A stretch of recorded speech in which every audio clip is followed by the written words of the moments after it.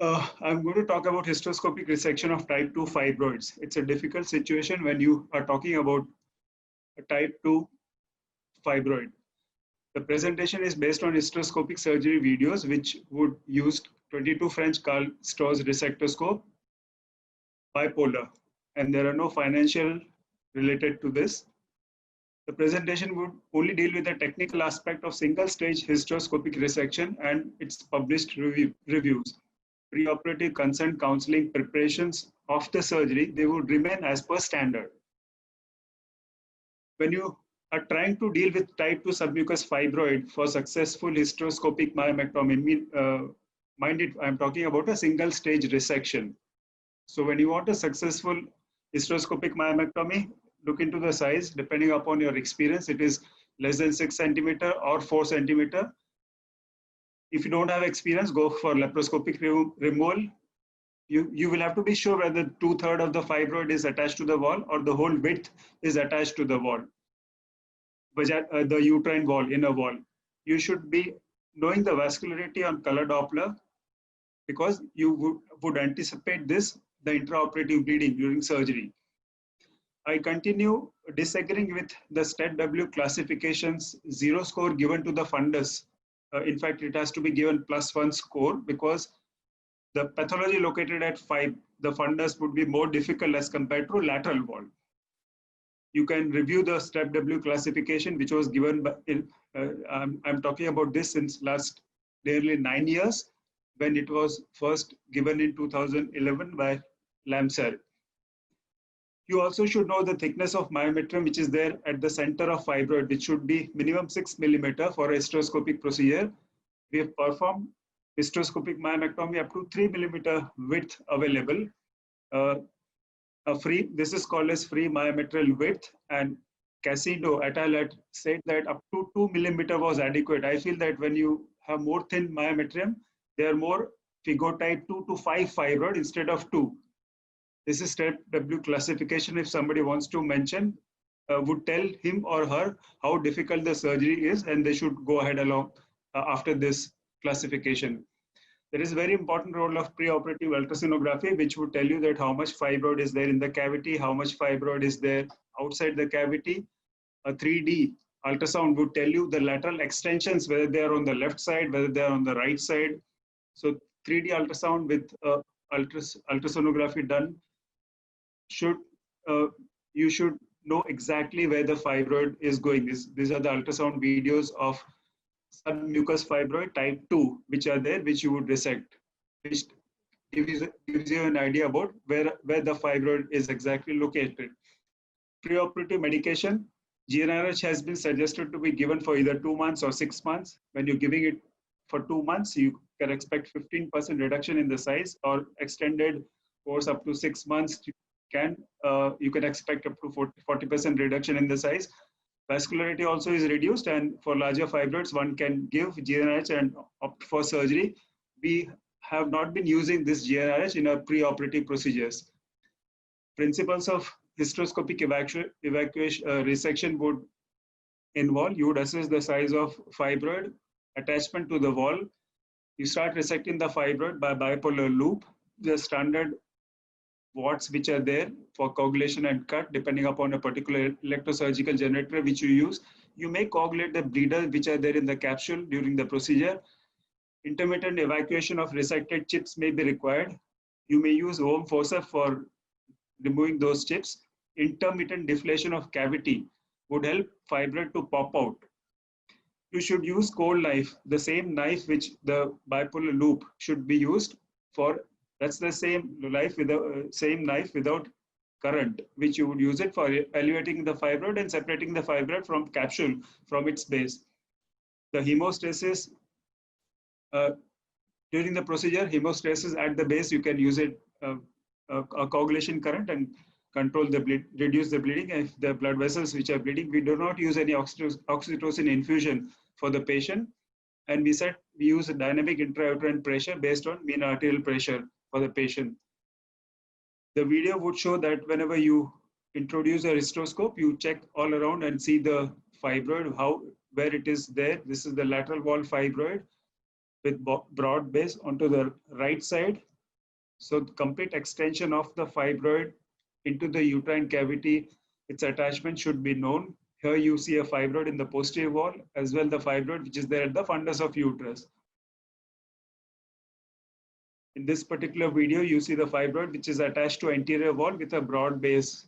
So location, having an overview with normal, with cavity and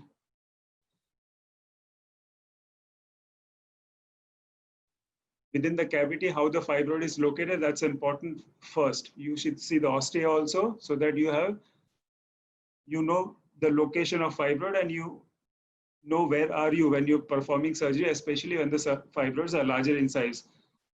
The bipolar resectoscopic loop here is resecting the fibroid.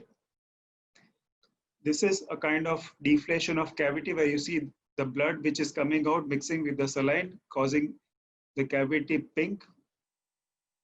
This particular method of deflation would cause the remaining fibroid to pop out from its base, and it would come out where you would use your loop then to resect that particular fibroid. You might require intermittently doing such. This is a cold knife removal. You're not using current and you're trying to remove the fibroid portions and chips which are attached at the base of fibroid. So this is how various movements of the bipolar loops are necessary, forward and backward, depending upon what space is available all around. You might have to cut portions of capsule which they would remain hanging in the cavity. Beyond the capsular attachment, you might not extend resection, which would damage the adjacent endometrium. But that's how you might require some pushes to remove the fibroid from its base. You see the bipolar loop which is coagulating the vessels which are bleeding. This particular video also would show compression and decompression, the surgery which is not being done, in the timing is not proper. So you see more amount of endometrium over the capsule. See, this is the endometrium which is being cut before the capsule comes here also. The same, once you reach the surface and then inflate and deflate, you would see more fibroid which is popping out, and with your same bipolar loop without using any current, you might try to lift up the fibroid from its base. That's how it would further come out, and then you start resecting the fibroid. And finally, what you would achieve would be a kind of gap in the myometrium. This is what you see here, completely empty. That's from where the fibroid had been removed. The time would not permit me to show you more such videos. This was to show you the insight into how exactly you should proceed for a myomectomy. Intermittent removal of chips is by removing the resectoscopic assembly or use of ovum forceps. Mind it, there are chances of air embolism here when you remove intermittently the resectoscopic assembly. The hemostasis is attained in this surgery is by use of the bipolar loop here. The blood vessels at the opening can be coagulated with the same bipolar loop.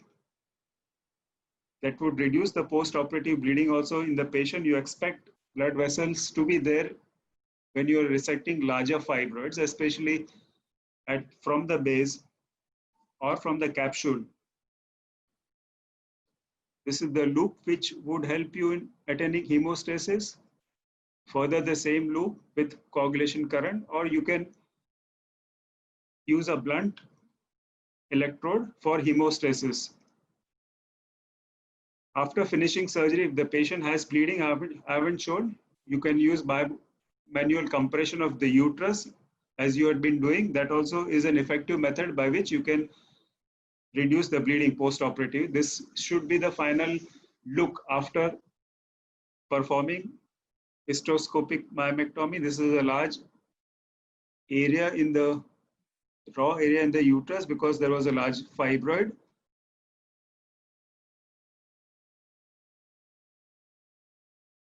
Some bleeding points which are still there can be coagulated. That was a fundal fibroid which was removed. And the final look should be complete hemostasis. Dynamic calculation of fluid deficit should be there all throughout the surgery. This is the gap in the posterior myometrium through which the fibroid was removed. What post-operative treatment or advice which should be followed? We do not use any adhesion prevention methods. We have not noticed adhesion in unpublished data. You can use otherwise a barrier method, or you can use, especially when you're trying to operate fibroids which are present on the opposing wall. Estrogen, progesterone sequentially is given to patients for 2 cycles, and contraception is advised for 3 months post-operatively. What do the references say today? 2-step procedures can be adopted with less experience. You can resect a portion of fibroid and then leave it and then call the patient after 8 to 12 weeks for a second procedure. Larger size fibroids, as FIGO classifies them as 2 to 5, should be removed laparoscopically, and hysteroscopic myomectomy does not have a place when you're talking about very large size fibroid, which is there about 6, 7, more than 6 centimeter or 6.5 centimeter size fibroid, which project into the cavity would be less than 1/3 of the whole mass of fibroid. They're not suitable for hysteroscopic surgery. There are various needles, Cook's needle, and you can use alternatively any needle to inject vasopressin under hysteroscopic guidance. There are certain published data which would mention use of injection of vasopressin hysteroscopically to reduce the blood loss. There are publications which mentions further reducing the blood loss intraoperatively. This is essential to talk because we are talking about type 2 fibroids. Injection of prostaglandin F2 alpha, 50 milligram per ml, 5 ml solution is injected intracervically at 3 and 9 o'clock position, which would reduce the blood loss. There is another interesting study which says use of 1 gram of tranexamic acid per 1000 ml of distension media. That also would help in reducing the blood loss during the surgery. Adhesions can occur in patients with multiple fibroid opposing wall, as I said, even Dr. Atul also had mentioned. And in these cases, cross-link, if you can use barrier method, a catheter, Foley's catheter, silicone pediatric, that's fine, or a cross-link hyaluronic acid platform. If they're available, we don't have access to them. So they can. Okay, we have 3 minutes remaining. Yeah, I should be finishing before that. These are the references which was based on which I spoke. To summarize, hysteroscopic resection of fibroid is offered to the symptomatic patient who have infertility or have abnormal uterine bleeding. It is a safe procedure. Removal of type 2 fibroid in single stage requires experience. Since operating time is more, with increasing operating time and with increasing use of large amount of distension media, there is a risk of intravascular absorption. And so dynamic calculation of deficit all throughout the surgery is important, and you stop the procedure when, if you talk about crystalloid, when deficit is measured at 2.5 liters. Use of optimum intrauterine pressures are desired, and all throughout the surgery, what you should see is the blood vessels bleeding inside the cavity throughout the procedure. That would indicate that you're not using excessive intrauterine pressures. There are certain limits from our retrospective unpublished data, which we have set is we've operated maximum 90 minutes time and 30 liters of saline, and we've stopped our procedures at 2.5 liters of deficit. That's how even the published literature data would say about those limits. With this, I thank you for your attention, and I'm the one who wants to opt for hysteroscopic myomectomy, especially FIGO type 2 fibroids. They need some experience, and they have to be very sure about complete extensions, what base, how much, as I said, how much width of base is attached to the wall. Everything indicates the difficulty of that particular surgery. Thank you.